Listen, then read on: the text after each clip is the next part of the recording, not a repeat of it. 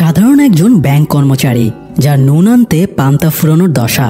ধারের টাকা পরিশোধ করতে পারে না বলে মুখ লুকিয়ে রাখত সবসময়। নিজের বাচ্চাকে যে একটা টি শার্ট পর্যন্ত কিনে দিতে পারত না। সেই ছেলেটি একসময় শত কোটি টাকার মালিক হয়ে যায়। কিন্তু কিভাবে? আসুন জেনে আসি একজন সাধারণ মধ্যবিত্তের কোটিপতি হবার গল্পটি। 19 মার্চ 1992, বোম্বে শহর। সকালের আলো ফুটার সাথে সাথে ভাস্করের ঘড়িতেও অ্যালার্ম বেজে ওঠে। অ্যালার্ম অফ করে ভাস্কর মর্নিং ওয়াকে বেরিয়ে পড়ে। মর্নিং ওয়াক শেষে টুকটাক জিনিস কিনে যখন সে বাড়ি ফিরছিল, তখন সিবিআই অফিসারেরা তার রাস্তা আটকে দাঁড়ায়। চিফ ইনভেস্টিগেশন অফিসার লক্ষণ রাও ভাস্করকে গাড়িতে তুলে নেয় এবং বলে তার বিরুদ্ধে ইনকোয়ারি হবে। এরপর ভাস্করকে নিয়ে মাগাধা ব্যাংকে চলে যায়। ভাস্কর মূলত এই ব্যাংকেই চাকরি করত। দুদিন আগে সে এখান থেকে রিজাইন করেছে। যাই হোক, খুব সকাল হওয়ায় ব্যাংকের কার্যক্রম তখনও শুরু হয়নি। ভাস্কর লক্ষণ রাওকে জিজ্ঞেস করে তার অপরাধকেই। লক্ষণ রাও বলে ভাস্করের বিরুদ্ধে অনেক অভিযোগ, ব্যাংকের ফান্ড মিসইউজ করা, সিকিউরিটিজ এবং ব্যাংকের রিসিট ফ্রড করা, এইসবই আর কি। ভাস্কর অফিসারের কথায় আর কোনো প্রতিউত্তর দেয় না। সে তাদের ইনকোয়ারি চালিয়ে যেতে দেয়। এই সময় ভাস্করের কাছে তার স্ত্রীর ফোন আসে এবং জানায় সিবিআইয়ের লোকেরা তাদের বাড়িতে সার্চ করছে। ভাস্কর স্ত্রীকে তাদের কোঅপারেট করতে বলে। তো এখন কথা হলো, এই যে ভাস্কর চুপচাপ আছে, এর কারণ কি? সে কি আসলেই অপরাধী? সেটা জানতে হলে আমাদের আরও 3 বছর পেছনে যেতে হবে। তখন 1989 সাল। ভাস্কর এই ব্যাংকেরই একজন সাধারণ কর্মচারী ছিল। তার মাসিক বেতন ছিল মাত্র 6,000 টাকা, আর ব্যাংক লোন ছিল 36,000 টাকা। সেই সাথে টুকটাক ধার বাকি তো ছিলই। ভাস্কর চাকরির ক্ষেত্রে নিজের কাজের ব্যাপারে অত্যন্ত ডেডিকেটেড ছিল। সে 3 বছরে 3 বার সেরা এমপ্লয়ি হওয়ার অ্যাওয়ার্ডও পেয়েছে। আপাতত তার টার্গেট এমআরএম বা অ্যাসিস্ট্যান্ট রিজিওনাল ম্যানেজার পোস্টের উপরে, কারণ 1 মাস পরে বর্তমান এমআরএম রিটায়ার করবে। ভাস্করের ধারণা ওনার রিটায়ার্ডের পরে সেই পদটা পাবে। ভাস্কর আরেকটা জিনিসের উপরে খুব ইন্টারেস্টেড, সেটা হলো মারুতি 800 মডেলের গাড়ি। এই গাড়িটা ব্যাংকের সম্পত্তি। গাড়িটা যার ছিল সে এটার লোন শোধ করতে পারেনি, তাই ব্যাংক গাড়িটা সিজ করে এখানে ফেলে রেখেছে। ভাস্কর রোজ গাড়িটা দেখে আর ভাবে এই গাড়িটা যদি সে কিনতে পারত, কিন্তু তার আগে তো নিজের নেওয়া লোনগুলো শোধ করতে হবে, তা না হলে এরকম স্বপ্ন দেখা বৃথা। যাই হোক, বেতনের টাকায় ভাস্কর কুলাতে পারত না, তাই সে একটা সাইড ইনকামের পথ বের করে। ব্যাংকে আসা কাস্টমারদের সে ফর্ম পূরণ করে দিত, আর এভাবে এক্সট্রা কিছু টাকা ইনকাম হয়ে যেত। তো কাজ শেষ করে বাড়ি ফেরার সময় কলোনির ভেতর দিয়ে যাবার সময়ে অনেক মানুষ ভাস্করের দিকে বিরক্তি ভরে তাকাতো, কারণ তারা সবাই ভাস্করের কাছে টাকা পায়। ভাস্কর অবশ্য তাদের আজ দেব কাল দেব বলে কোনো রকমে দাবিয়ে রাখত। এতগুলো চোখকে ফাঁকি দিয়ে শেষমেশ সে বাড়িতে পৌঁছায়। ভাস্করের বাড়িতে আছে তার বাবা প্রহ্লাদ কুমার, যিনি একসময় চার্টার্ড অ্যাকাউন্টেন্ট ছিলেন। রিটায়ারমেন্টের পরে বন্ধুর সাথে ব্যবসা শুরু করেন, কিন্তু ওনার বন্ধু ওনাকে ধোঁকা দিয়ে সব টাকা মেরে দেয়। সেই থেকে উনি আর কারোর সাথে সেভাবে কথা বলেন না, ঘর থেকেও বের হন না। ভাস্করের মা ছোটবেলাতেই মারা গিয়েছে।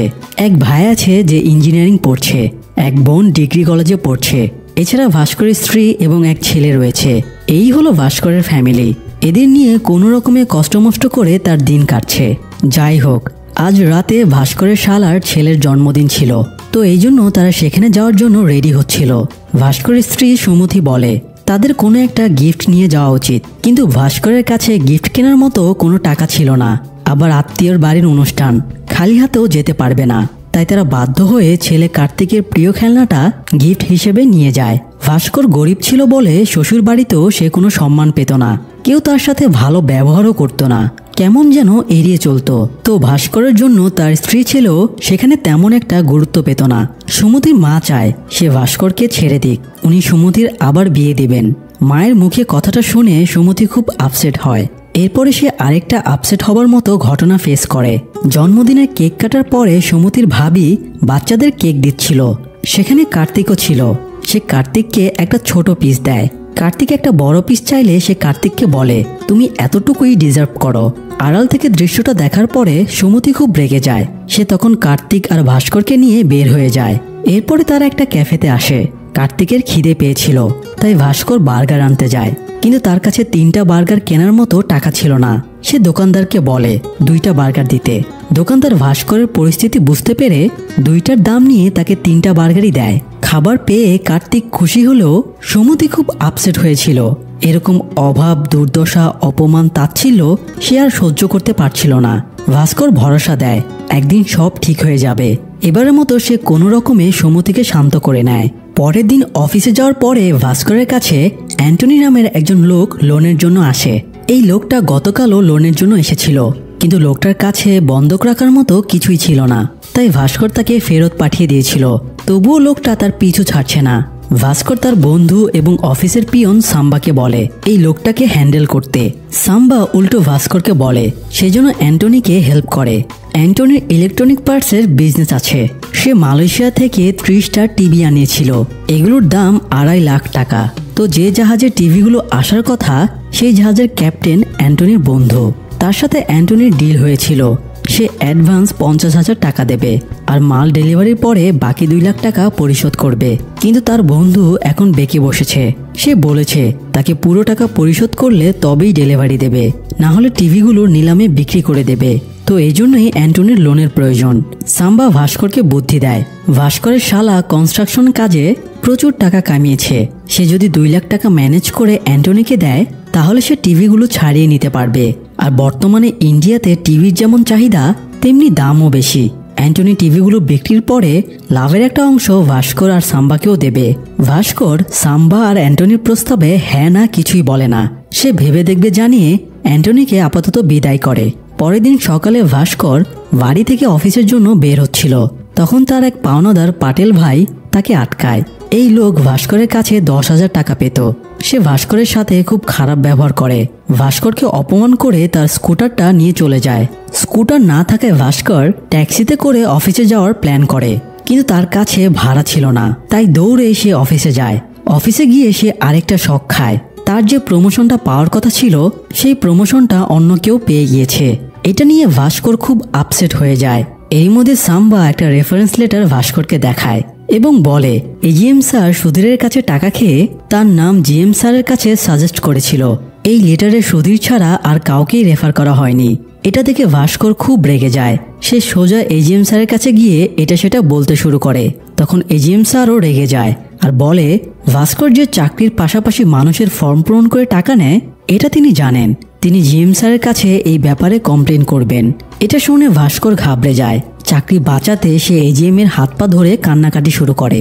শেষে অফিসের অন্যদের সুপারিশে এজিএম এবারের মতো ভাস্করকে মাফ করে দেয়। তবে এই ঘটনা থেকে ভাস্কর শিক্ষা পায় ভালো মানুষ হয়ে এই দুনিয়ায় টেকা যাবে না। সে আবার ভিন্ন পথে পা বাড়ায়। ভাস্কর অ্যান্টনিকে ডাকে এবং তাকে 2 লাখ টাকা তুলে দেয়। অ্যান্টনিকে টাকা দিতে দেখে সাম্বা জিজ্ঞেস করে ভাস্কর এত টাকা কোথায় পেল। ভাস্কর বলে সে ব্যাংকের ভোল্ট থেকে এই টাকা নিয়েছে। সাম্বা ভয় পেয়ে যায়।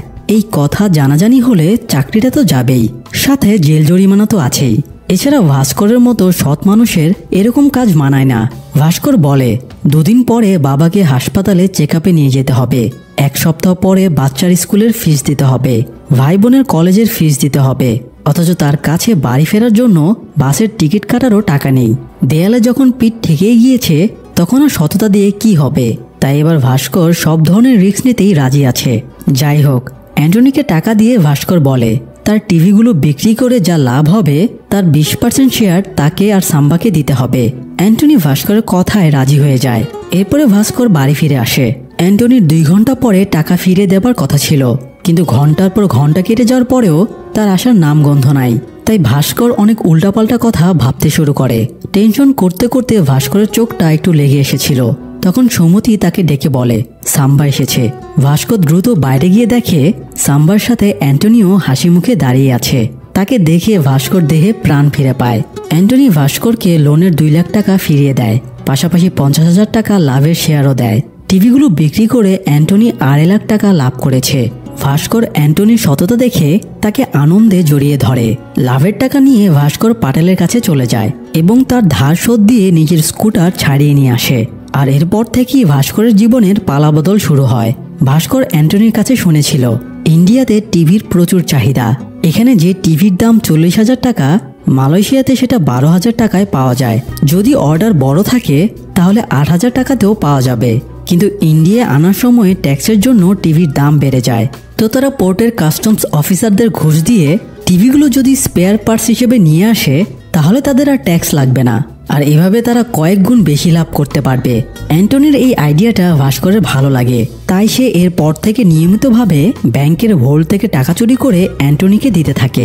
আর পরের দিনে সেই টাকা আবার ভোল্টে জায়গা মতো রেখে দেয়, ফলে তাকে কেউ ধরতেও পারে না, আবার মোটা অঙ্কের টাকা লাভও করতে থাকে। এভাবে অল্প সময়ের ভেতরেই ভাস্কর তার ধারের সব টাকা পরিশোধ করে দেয়, পাশাপাশি নিজের অবস্থারও উন্নতি করতে থাকে। ভাস্করের এত দ্রুত উন্নতি দেখে সুমতির সন্দেহ হয়।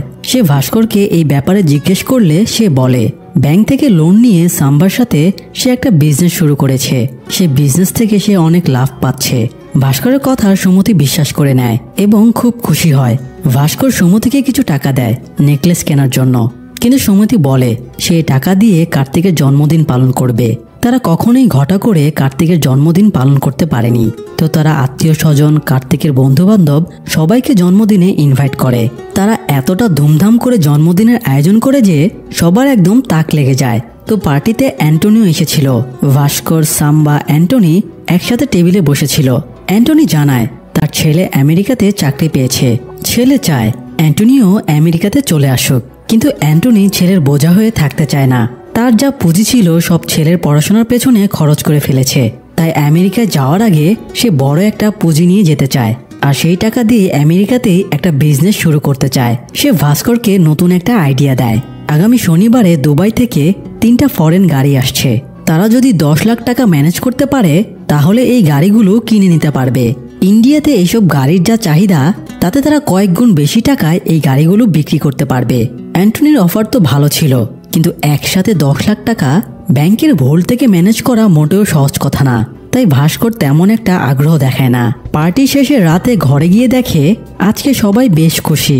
এরই মধ্যে কার্তিক খুশিতে কাঁদতে শুরু করে। সে বলে তার বন্ধুরা তাকে সবসময় ছোট নজরে দেখত, তাকে খোঁটা দিয়ে বলতো কার্তিক সবসময় আমাদের জন্মদিনে ফ্রিতে কেক খেতে আসে, ওর জন্মদিনে আমাদের কখনো কেক খাওয়ায় না। আজ নিজের জন্মদিনে বন্ধুদের কেক খাওয়াতে পেরে কার্তিকের মনের সব বেদনা দূর হয়ে গেছে। কার্তিক সবসময় তার নানা বাড়িতে একই টি শার্ট পরে যেত, তাই তার মামাতো ভাই তাকে খোঁচা দিয়ে বলতো তোর বাবা কি তোকে টি শার্ট কিনে দিতে পারে না, সবসময় একই জিনিস পরে আসিস। আজ কার্তিকের গায়ে কোট প্যান্ট দেখে মামাতো ভাইয়ের কথাই বন্ধ হয়ে গেছে, তাই কার্তিক বাবা মায়ের কাছে প্রমিস করে এখন থেকে সে আর কখনো তাদের অবাধ্য হবে না। ছেলের এমন আনন্দ দেখে ভাস্কর আবারও নিজের মত পাল্টায়। সে ভাবে এদের খুশি রাখা তার দায়িত্ব, আর এই জন্য তাকে আরো টাকা কামাতে হবে। তাই ভাস্কর অ্যান্টনিকে ফোন দিয়ে বলে সে তাকে শনিবারে 10 লাখ টাকা ম্যানেজ করে দেবে। তো শনিবার ভাস্কর ব্যাংকে গিয়ে অনেক ঝামেলা বিপদ সামলে 10 লাখ টাকা বের করে এনে অ্যান্টনিকে দেয়। সেই টাকা দিয়ে অ্যান্টনি গাড়ি 3টা ছাড়িয়ে নেয়, কিন্তু এরপরই তারা বড় এক সমস্যায় পড়ে। তাদের যে লোকের কাছে গাড়িগুলো বিক্রি করার কথা ছিল সেই লোকটা পুলিশের হাতে ধরা পড়েছে, তাই এখানে গাড়ি কেনার মতো আর কোনো ক্লায়েন্ট নেই। তারা 3 জনে মহা বিপদে পড়ে যায়। কাল রবিবার ব্যাংক বন্ধ, পরশু সোমবার ব্যাংক খুলবে, আর ভাস্করকে সোমবার সকালেই ব্যাংকের ভোল্টে জায়গা মতো টাকা রাখতে হবে, না হলেই খেল খতম। ভাস্কর অ্যান্টনিকে খোঁজ নিতে বলে অন্য কোনো প্রদেশে এইসব গাড়ি কেনার লোক আছে কিনা। অ্যান্টনি খোঁজখবর নিয়ে জানতে পারে গোয়াতে একজন ক্লায়েন্ট আছে যে গাড়িগুলো কিনবে। তারা তখনই গোয়া যাওয়ার প্ল্যান করে, কিন্তু পথে 2টা পুলিশ চেকপোস্ট পড়ে। তারা এই ইম্পোর্টেড কার নিয়ে কখনো চেকপোস্ট পার হতে পারবে না, তাই ভাস্কর একটা প্ল্যান খাটায়। প্রথমে তারা গাড়িতে সরকারি ফেক নম্বর প্লেট বসায়, তারপর 3 জন ফকিরকে মন্ত্রীদের মতো ড্রেস পরিয়ে মন্ত্রী সাজায় এবং একজন কলগাল ভাড়া করে তাকে মডেল সাজায়। এরপরে তাদেরকে গাড়িতে নিয়ে ভিআইপি পরিচয় দিয়ে 2টো পুলিশ চেকপোস্টকেই ফাঁকি দিয়ে গোয়ায় পৌঁছে যায়। সেখানে গিয়ে তারা 10 লাখের গাড়িতে 20 লাখ টাকা লাভ করে। ভাস্কর এই লাভের টাকা থেকে 1 লাখ টাকা করে ফকিরদের এবং কলগালকে দেয়, বাকি টাকা সে, অ্যান্টনি আর সাম্বা ভাগ করে নেয়। যাই হোক, ঝামেলা মিটিয়ে তারা অ্যান্টনিকে এয়ারপোর্টে ছেড়ে দেয়। এরপরে ভাস্কর বাড়িতে গিয়ে তার কয়েকটা ড্রেস টাকার ব্রিফকেসে ভরে নেয়। তারপরে সে অফিসের উদ্দেশ্যে রওনা দেয়। অফিসে এসে ভাস্কর টেনশনে পড়ে যায়। সে খেয়াল করে ব্যাংকে পুলিশ এসেছে। ভাস্কর ভাবে হয়তো তার ভোল্টে থেকে টাকা নেওয়ার খবর ফাঁস হয়ে গেছে। ভাস্কর ভয়ে ভয়ে ব্যাংকে ঢোকে। এরপরে জানতে পারে পুলিশ আসলে তার জন্য আসেনি, বরং এজিএম এবং এআরএম লোন দেওয়ার বিনিময়ে মানুষের কাছে পার্সেন্টেজ নিত। এই স্ক্যামের জন্যই তাদের ধরতে পুলিশ এসেছে। এটা শোনার পরে ভাস্কর কিছুটা হাঁপ ছেড়ে বাঁচে। এত সব ঝামেলার মাঝেও সে এক ফাঁকে ব্রিফকেসের টাকাগুলো ভোল্টে রেখে দেয়। এর ঠিক একটু পরেই ভাস্করের ব্রিফকেসটা জিএম স্যারের নজরে আসে। জিএম স্যারের ভাস্করের উপরে সন্দেহ হয়। তিনি ভোল্ট ম্যানেজারকে ভোল্টের গতদিনের কালেকশন চেক করার নির্দেশ দেয় আর ভাস্করকে তার ব্রিফকেস খুলে দেখাতে বলে। ভোল্ট ম্যানেজার জানায় টাকার অ্যামাউন্ট ঠিক আছে।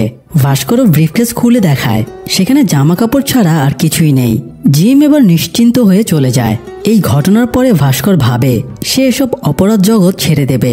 সে নিজের সিদ্ধান্ত সাম্বাকেও জানায়, কিন্তু সাম্বা এভাবে গরিব জীবন কাটাতে চাইছিল না। সে ব্যাংকের পিয়নের চাকরি ছেড়ে দিয়ে নিজের একটা ব্যবসা শুরু করে। আর ভাস্করও গুনে দেখে সে মোট 6 লাখ টাকা জমিয়েছে। সে টাকাগুলো পরিবারের সব সদস্যের নামে আলাদা আলাদা কৌটোতে জমিয়ে রাখে। কিন্তু এরই মধ্যে তার ভাইয়ের লন্ডনের একটা কলেজে অ্যাডমিশন হয়ে যায়। এম্বাসিতে কথা বলে জানতে পারে সব প্রসেসিং এর জন্য 6 লাখ টাকা লাগবে। ভাইয়ের ফিউচারের কথা ভেবে ভাস্কর তার জমানো সব টাকা খরচ করে ভাইকে লন্ডনে পাঠিয়ে দেয়। ফলে ভাস্কর যেখান থেকে সব শুরু করেছিল আবার সেখানেই ফিরে আসে। যাই হোক, জিএম এবং এআরএম এ ধরা পড়ায় ভাস্করের কপাল খুলে যায়। ব্যাংকে যেহেতু দুটো পোস্ট খালি হয়ে গিয়েছিল, তাই জিএম এর রেফারে চেয়ারম্যান স্যার ভাস্করকে এজিএম পোস্টের প্রমোশন দেয়। যেহেতু ভাস্করের ডিউটি রেকর্ড খুব ভালো ছিল, তাই তাকেই এই পদের জন্য মনোনীত করা হয়। ভাস্করের বেতন 6,000 থেকে একদম 19,500 হয়ে যায়। সাথে তো অন্যান্য বোনাস আছেই। ভাস্কর আনন্দে একদম আত্মহারা হয়ে যায়। চেয়ারম্যান স্যার ভাস্করকে জিজ্ঞেস করে তার আর কোনো চাওয়া আছে কিনা। ভাস্কর বলে ব্যাংকের ওই মারুতি 800 মডেলের গাড়িটা তার অনেক পছন্দের। চেয়ারম্যান স্যার হেসে ভাস্করকে গাড়িটা দিয়ে দেয়। এজিএম হিসেবে কাজ শুরু করার আগে চেয়ারম্যান স্যার ভাস্করকে একজন স্পেশাল ক্লায়েন্টের ব্যাপারে সাবধান করে দেয়, যার নাম হর্ষা মেহরা। বলা চলে হর্ষা মেহরা তাদের ইলিগাল ক্লায়েন্ট। এখানে ব্যাংকে একটা সিন্ডিকেট আছে। আমাদের সাধারণ পাবলিকদের যেরকম লোনের প্রয়োজন হয়, অনেক সময় ব্যাংকেরও লোনের দরকার হয়। তখন এক ব্যাংক থেকে অন্য ব্যাংকের লোন নেওয়ার প্রয়োজন হয়, কিন্তু আইন অনুযায়ী ব্যাংক থেকে ব্যাংকে লোন দেওয়া নেওয়া নিষিদ্ধ। তাই এক ব্যাংকের কর্তৃপক্ষ একজন ব্রোকারের অ্যাকাউন্টে টাকা পাঠিয়ে দেয়, আর ব্রোকার সেই টাকা অপর ব্যাংকের অ্যাকাউন্টে পাঠিয়ে দেয়। এভাবে যখন লোন পরিশোধের সময় হয়, তখন আবার তারা সেম প্রসেসে ব্যাংকের টাকা পরিশোধ করে দেয়। তো এই হর্ষা মেহরা হলো সেই ব্রোকার। সে মাগাদা ব্যাংক আর কাটারি ব্যাংকের মধ্যে ব্রোকার হিসেবে কাজ করে। যাই হোক, হর্ষার হয়ে তার সব টাকা আদান প্রদান, কাগজপত্র সব দেখাশোনা সুরজ নামের একজন করত। সুরজ ভাস্করের কাছে আসে লোনের চেক ইস্যু করার জন্য। ভাস্কর সুরজকে লোন পরিশোধের জন্য 14 দিনের সময় দেয়। সুরজ বলে তাদের লোন পরিশোধ করতে কিছুদিন লেটও হয়ে যেতে পারে, তাই ভাস্করকে ঘুষ হিসেবে একটা দামি ঘড়ি গিফট দেওয়ার চেষ্টা করে। কিন্তু ভাস্কর তার গিফট ফিরিয়ে দিয়ে বলে 14 দিনের একদিনও যেন লেট না হয়। নির্ধারিত সময় শেষে সুরজ লোনের টাকা ফেরত দিতে আসে। সুরজ চলে যাওয়ার পরে ভাস্কর হর্ষার ব্যাংক স্টেটমেন্ট চেক করতে গিয়ে কিছু অদ্ভুত ব্যাপার লক্ষ্য করে। তারা হর্ষার অ্যাকাউন্টে যে টাকা পাঠিয়ে দেয়, সেই টাকা হর্ষা আরেকটা অ্যাকাউন্টে ট্রান্সফার করে, আর এভাবে নিজেদের মধ্যে টাকা আদান প্রদান করে। কিন্তু আশ্চর্যের ব্যাপার হলো, তারা যে কাটারি ব্যাংকের নামে লোন নেয়, স্টেটমেন্টে সেই কাটারি ব্যাংকের নাম উল্লেখ নেই। অর্থাৎ তারা যে লোন ইস্যু করে সেটা কাটারি ব্যাংকে পৌঁছায় না। এই ব্যাপারটা নিয়ে আলোচনার জন্য ভাস্কর কাটারি ব্যাংকের এজিএম এর সাথে দেখা করে, কিন্তু এই লোক তো আগে থেকেই হর্ষার কাছে বিক্রি হয়েছিল, তাই সে ভাস্করকে কোনো রকম সাহায্য করে না। ভাস্করের মনের প্রশ্ন আসে, হর্ষা তাহলে ব্যাংক লোনে টাকা দিয়ে কি করে? ভাস্কর খোঁজখবর নিয়ে জানতে পারে হর্ষা শেয়ার বাজারে একটা বড় সিন্ডিকেট চালায়। সে প্রথমে কোনো একটা কোম্পানির সব শেয়ার কিনে নেয়, এরপর তার লোকদের দিয়ে সেই শেয়ারগুলো উচ্চ প্রাইসে কেনায়। পরবর্তীতে যখন মার্কেটে সেই কোম্পানির শেয়ারগুলোর দাম বেড়ে যায়, তখন সে সবগুলো শেয়ার একসাথে বিক্রি করে দেয়, আর এভাবে সে প্রতিবারে প্রচুর টাকা হাতিয়ে নেয়। ভাস্কর এটা জানার পরে ভেবেছিল সে চেয়ারম্যান স্যারকে সব জানিয়ে দেবে, কিন্তু পরে উপলব্ধি করে চেয়ারম্যান স্যারকে জানিয়ে দিয়ে তার কি লাভ। তার যেটাতে লাভ হবে সেটাই করা উচিত। এই জন্য সে পার্সোনালি সুরজের সাথে দেখা করে। ভাস্কর সুরজকে শর্ত দেয় সে তাদের যতগুলো লোন পাইয়ে দেবে, তার বিনিময়ে ভাস্করকে 1% কমিশন দিতে হবে। পাশাপাশি তারা যেসব শেয়ার কিনবে বা বিক্রি করবে, সেগুলোর ইনফরমেশন ভাস্করকে একদিন আগে জানাতে হবে।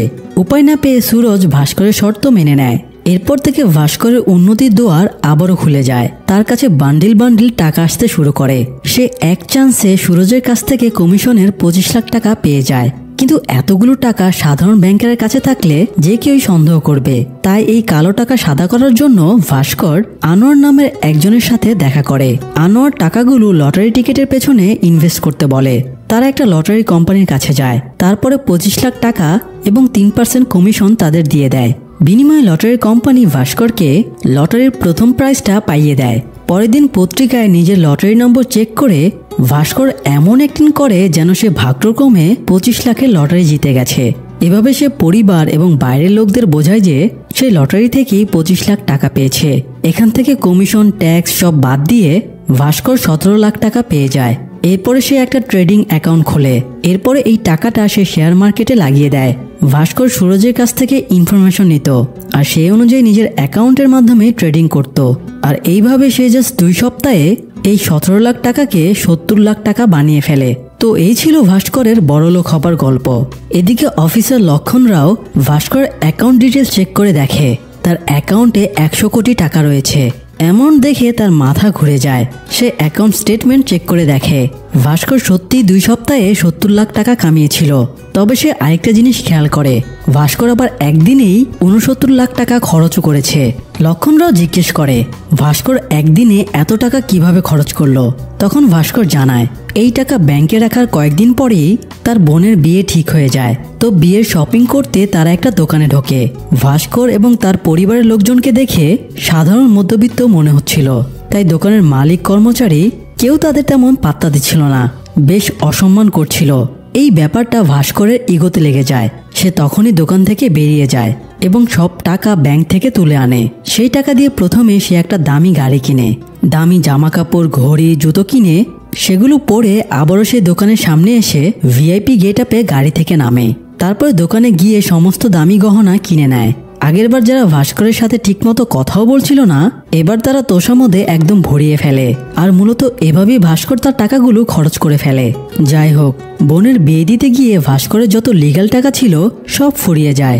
তো এর পরের বার সুরজের কাছ থেকে পাওয়া কমিশনের কালো টাকা নিয়ে ভাস্কর আবারও আনোয়ারের কাছে যায়। আনোয়ার বলে 3 মাসে পরপর 2 বার লটারি জিতলে ইনকাম ট্যাক্স ঝামেলা করতে পারে। তাই সে ভাস্করকে বুদ্ধি দেয় তারা এই টাকাগুলো নিজেদের লোক দিয়ে দেশের বাইরে হুন্ডি করে পাঠিয়ে দেবে। এরপর বাইরের দেশ থেকে বিভিন্ন অর্ডার পারচেজের মাধ্যমে তারা টাকাগুলো আবারও পাঠিয়ে দেবে। কিন্তু এর জন্য একটা প্রাইভেট লিমিটেড কোম্পানির প্রয়োজন। সুমতির অনেকদিন ধরে একটা খাবারের রেস্তোরাঁ দেওয়ার ইচ্ছা ছিল। ভাস্কর এবার এই সুযোগটা কাজে লাগায়। সে সুমতিকে একটা খাবারের শপ বানিয়ে দেয় আর সেই শপের নামে ভাস্কর ফেক বিল বানিয়ে কন্টিনিউ কালো টাকা সাদা করতে থাকে। এভাবে সে ব্যাপক পরিমাণে টাকা কামিয়ে নিতে থাকে। সে বড়লোক থেকে আরো বেশি বড়লোক হয়ে যেতে থাকে। ফলে তার আচরণেও অনেক চেঞ্জ আসতে থাকে। তার ব্যবহার আচরণ অনেক বেশি রুড হয়ে যায়। সব জায়গায় টাকার গরম দেখাতে শুরু করে। প্রচুর পরিমাণে ড্রিঙ্কসও করা শুরু করে। এই নিয়ে সুমতির সাথে তার মন কষাকষিও শুরু হয়ে যায়। এরই মধ্যে আবার আরেকটা ঘটনা ঘটে যায়। কাটারি ব্যাংকের এজিএম হরিহরন ভাস্করের সাথে দেখা করতে আসে। ভাস্কর হরিহরনকে জানায় তার ব্যাংকের নামে এখন পর্যন্ত 90 কোটি টাকার লোন ইস্যু হয়েছে। এটা শুনে হরিহরনের মাথা খারাপ হয়ে যায়। সে ভাস্করের কাছ থেকে লোনের বিয়ার স্টেটমেন্ট চেক করে বলে এগুলোতে সে সই করেনি, তার সই নকল করে কাটারি ব্যাংকের নামে লোন ওঠানো হয়েছে। হরিহরন একদম হতাশ হয়ে পড়ে। এত বড় অ্যামাউন্ট, এই কথা যদি বাইরে বের হয় তাহলে শেয়ার মার্কেট কলাপস হয়ে যাবে, ইন্ডিয়ার ইকোনমি একদম ভেঙে পড়বে। আতঙ্কে হরিহরন তখনই হার্ট অ্যাটাক করে। ভাস্কর তাকে দ্রুত হাসপাতালে নিয়ে যায়, কিন্তু তাকে আর বাঁচানো যায় না। হরিহরনের মৃত্যু ভাস্করের মনে ব্যাপক প্রভাব ফেলে। সে ভাবে একদিন তো তারও এরকম পরিণতি হতে পারে। সে এবার ভাবে এসব দুর্নীতি ছেড়ে দিবে কিনা। এরই মধ্যে সে আরেকটা ঘটনার সম্মুখীন হয়। ভাস্কর তার শ্বশুর বাড়িতে বেড়াতে যায়। ভাস্করের শালার রিসেন্টলি ব্যবসায় লস খেয়ে নাজেহাল অবস্থা। তার 50 লাখ টাকার প্রয়োজন। সুমতির মা আর ভাবি সুমতিকে রিকোয়েস্ট করছিল, সেজন্য ভাস্করকে বুঝিয়ে তার ভাইয়ের জন্য 50 লাখ টাকার ব্যবস্থা করে দেয়। তখন সুমতি বলে এটা ভাস্করের টাকা, ভাস্কর টাকা দেবে কি দেবে না এটা সম্পূর্ণ তার ব্যাপার। তো এই ব্যাপারটা নিয়ে সুমতির সাথে তার মায়ের একটু তর্কাতর্কি হয়ে যায়। তর্কের এক পর্যায়ে সুমতির মা তাকে খোঁটা দিয়ে বলে আমি তোকে হোমমেড ফুডের বিজনেস প্ল্যান দিয়েছিলাম বলেই তোরা ইনকাম করে খেতে পারছিস। এই কথাটা সুমতির খুব খারাপ লাগে। সে তখনই ফিরে গিয়ে নিজের দোকানটা ভেঙে ফেলে এবং ব্যবসা বন্ধ করে দেয়। বাড়ি ফিরেও ভাস্করের সাথে সুমতির অনেক ঝগড়া হয়। সুমতি এই নতুন ভাস্করকে একদমই অ্যাকসেপ্ট করছিল না। সে পুরনো সাদামাটা ভাস্করকে ফেরত চাইছিল। তাদের এই ঝামেলা দেখে ভাস্করের বাবা বেরিয়ে আসে এবং ভাস্করকে ওনার রুমে ডাকেন। ভাস্করের বাবা অনেকগুলো পে বিলের রিসিট ভাস্করকে দেখায়, যেগুলো সুমতির দোকানের পে বিলের ডকুমেন্টস। ভাস্কর এটা সেটা বলে বাবাকে বোঝানোর চেষ্টা করলে তিনি বলেন আমি একসময় চার্টার্ড অ্যাকাউন্টেন্ট ছিলাম, আমাকে বোকা বানানোর চেষ্টা করিস না। আমি জানি এগুলো কিসের টাকা, এসব মানি লন্ডারিং এর টাকা। তুই যে খেলায় নেমেছিস এটা খুব ডেঞ্জারাস একটা গেম। একসময় টাকা কামানো পরিবারের চাহিদার জন্য ছিল, কিন্তু এখন তোর টাকার লোভ লেগে গেছে। দ্রুত টাকা কামানো আর দ্রুত গাড়ি চালানো দুটোই সাংঘাতিক এবং প্রাণঘাতী, তাই এই পথ থেকে সরে যা। বাবার কথা আমলে নিয়ে ভাস্কর বেরিয়ে আসে এবং দেখে সুমতি তাদের সব কথা শুনে ফেলেছে।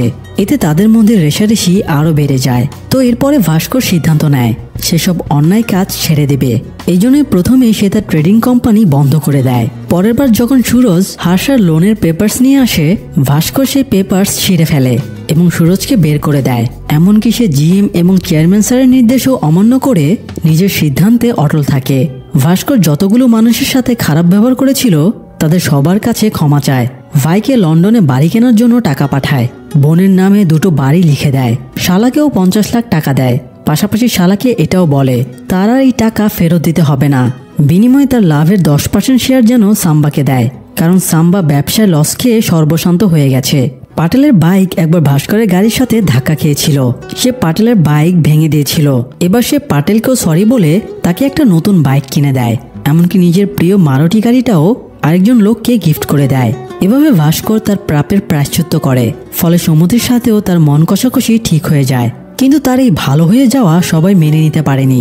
হার্ষার লোন অ্যাপ্রুভ না হয় জিএম স্যার ভাস্করকে ডেকে পাঠায় এবং লোন অ্যাপ্রুভ করতে ফোর্স করে। তাই ভাস্কর রাগ করে চাকরি থেকে রিজাইন দিয়ে চলে আসে। ভাস্করের এরকম সিদ্ধান্তে অফিসের সবাই খুব অবাক হয়ে যায়। তাছাড়া অফিসের সবাই ভাস্করকে খুব পছন্দ করত, তাই তার চলে যাওয়ায় সবাই অনেক আপসেটও হয়। আর এই চাকরি ছাড়ার 2 দিন পরেই, মানে আজকে সকালে সিবিআই অফিসারেরা ভাস্করকে তুলে নিয়ে আসে। তো এই ছিল ভাস্করের এখন পর্যন্ত ঘটা সমস্ত কাহিনী। এবার দেখা যাক এরপরে তার সাথে আর কি কি ঘটে। সিবিআই অফিসার লক্ষণ রাও ভাস্করকে বলে ভাস্কর টেকনিক্যালি তার কালো টাকাকে সাদা করেছে, তাই তারা ভাস্করের উপরে মানি লন্ডারিং এর অভিযোগ আনতে পারবে না। তবে ইনকোয়ারির জন্য তারা ভাস্কর আর সুমতির ব্যাংকের ট্রানজ্যাকশন স্টেটমেন্ট আইটি আর ইডি ডিপার্টমেন্টে পাঠিয়ে দিয়ে তাদের অ্যাকাউন্ট ফ্রিজ করে দিতে পারবে। তখন অ্যাকাউন্ট আনফ্রিজ করতে ভাস্করের এই অফিস থেকে সে অফিস চক্কর কাটতে কাটতেই জীবন পার হয়ে যাবে। অ্যাকাউন্ট আর কখনো সচল হবে না। তাই লক্ষণরাও ভাস্করকে অফার করে সে যদি বাঁচতে চায় তাহলে যেন সে গ্রো হাই কোম্পানির নামে 100 কোটি টাকার একটা চেক বানায় আর সেই টাকাটা হার্ষার অ্যাকাউন্টে ট্রান্সফার করে দেয়। হার্ষার টাকাটা আবার এই ব্যাংকে ট্রান্সফার করে দেবে, এতে ভাস্করও বেঁচে যাবে, আবার ব্যাংকের টাকা ব্যাংকেই থেকে যাবে। লক্ষণ রাওয়ের ডিল শুনে এবার ভাস্কর বুঝতে পারে এই লোকও পুরো স্ক্যামের সাথে জড়িত। ভাস্কর কোনো সিদ্ধান্ত নেওয়ার আগেই অফিসে জিএম এবং চেয়ারম্যান চলে আসে আর তারা ভাস্করকে দিয়ে জোর করে চেকে সাইন করে নেয়। ভাস্করও চেকে সাইন করে দিয়ে হাসতে হাসতে বেরিয়ে যায়। ওরা ভেবেছিল ভাস্করের গল্পটা হয়তো এখানেই শেষ, কিন্তু আসল ধামাকা হয় যখন তারা চেকটা ট্রানজ্যাকশন করতে যায়। তারা জানতে পারে ভাস্কর 10 দিন আগেই তার অ্যাকাউন্টে সব টাকা উঠিয়ে নিয়েছে, সেই সাথে অ্যাকাউন্টটাও ডিঅ্যাক্টিভেট করে দিয়েছে। এটা শুনে তো সবার মাথায় হাত। তারা ভাবতে থাকে এই ভাস্কর এখন আছে কোথায়। ভাস্কর অবশ্য ততক্ষণে প্লেনে বসে আছে এবং কিছুক্ষণের মধ্যেই আমেরিকাতে ল্যান্ড করবে। আসলে ভাস্কর আগে থেকেই জানতো তার সাথে খারাপ কিছু ঘটবে, তাই সে কয়েক সপ্তাহ আগেই বাবার সাথে সবটা শেয়ার করে। ভাস্করের বাবা তাকে দেশ ছেড়ে দেবার সাজেশন দেয়। তো এই জন্য ভাস্কর একজন ব্রোকারের সাথে দেখা করে। ব্রোকার জানায় 1 কোটি টাকা খরচ করলেই আমেরিকার কন্ডিশনাল গ্রিন কার্ড পাওয়া যাবে আর 5 বছর পরে সিটিজেনশিপ। তো ভাস্কর আমেরিকায় যাওয়ার প্রস্তুতি নিতে থাকে। এছাড়া আমেরিকায় তো অ্যান্টোনিও ছিল। ভাস্কর তার কাছেও হেল্প নেয় এবং তার মাধ্যমে সেখানে একটি হোটেল কিনে নেয়। বাকি টুকটাক কাজগুলোর জন্য সে তার বাবার বিভিন্ন পরিচিত লোকদের কাছে হেল্প নেয়। এভাবে সে খুব অল্প সময়ের মধ্যেই আমেরিকার ভিসা প্রসেসিং করে ফেলে আর এভাবে সে পরিবার নিয়ে সেফলি দেশ ছেড়ে আমেরিকা যেতে সক্ষম হয়। তবে দেশ ছাড়ার আগে ভাস্কর আরেকটা ধামাকা করে দেয়। সে আরবিআই ডিপার্টমেন্টে চেয়ারম্যান এবং জিএম এর স্ক্যামের ব্যাপারে জানিয়ে দেয়। ফলে আরবিআই টিম মাগাদা ব্যাংকে ইনকোয়ারি করতে চলে আসে। ব্যাংকের স্টেটমেন্ট চেক করে তারা হার্ষা মেহরার নামটাও পেয়ে যায়। শুধু তাই না, এই কেসে সিবিআই অফিসার লক্ষণ রাও ফেসে যায়। এদের সবার ঘন্টা বাজিয়ে দিয়ে ভাস্কর আমেরিকায় গিয়ে ফুলদমে হোটেল ব্যবসা চালাতে থাকে আর শান্তিতে পরিবার নিয়ে জীবন কাটাতে থাকে। সেই সাথে লাকি ভাস্করের গল্পটাও এখানেই শেষ হয়ে যায়। দর্শক, টাকা কামানোতে কোনো দোষ নেই, কিন্তু টাকা কামাতে গিয়ে যেন নিজের সততা, নৈতিকতা, বিবেকের বিসর্জন না যায়।